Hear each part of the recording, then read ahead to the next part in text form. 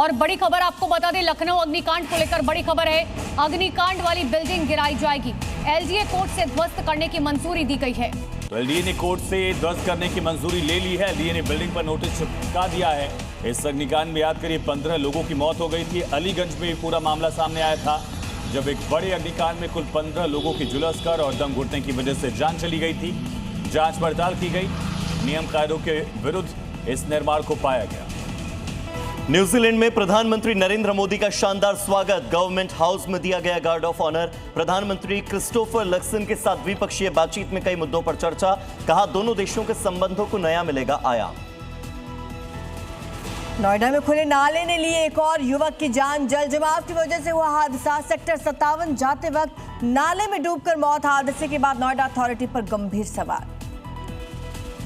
देश के 12 राज्यों में भारी बारिश का अलर्ट। दिल्ली, यूपी, मध्य प्रदेश और उत्तराखंड में भारी बारिश की संभावना और बाढ़ आने की भी परेशानी हो सकती है। कई राज्यों में आंधी, तूफान और बिजली गिरने की आशंका।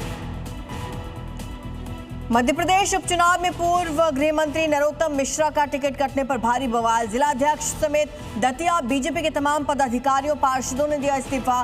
बाजार और हाईवे जाम कर विरोध प्रदर्शन। असम के हेमंता सरकार का बड़ा फैसला। बहुविवाह पर नहीं मिलेगा सरकारी योजनाओं का फायदा। साथ ही 3 पीढ़ियों से राज्य में रहने वालों को ही सरकारी जमीन का आवंटन।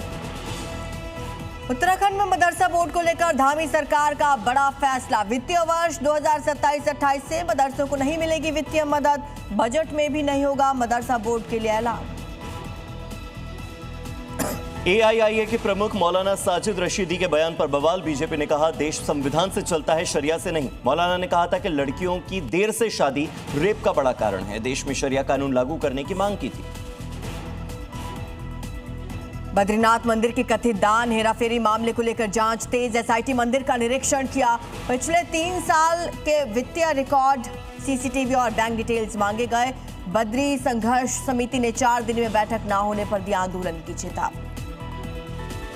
समंदर में बढ़ेगी भारत की ताकत। आज इंडियन नेवी को मिलेगी एक और स्वदेशी worship INS Mahendragiri. Air, water और जमीन से ऑपरेशन करने में सक्षम। ब्रह्मोस मिसाइल और डिफेंस सिस्टम बराक से लेस होगी ये वॉरशिप। हमलों के बाद डोनाल्ड ट्रंप का दावा। ईरान ने बातचीत जारी रखने की जताई इच्छा। कहा हम भी हैं तैयार। दोनों देशों के बीच सीज फायर खत्म। नेतन्याहू बोले जंग अभी खत्म नहीं हुई।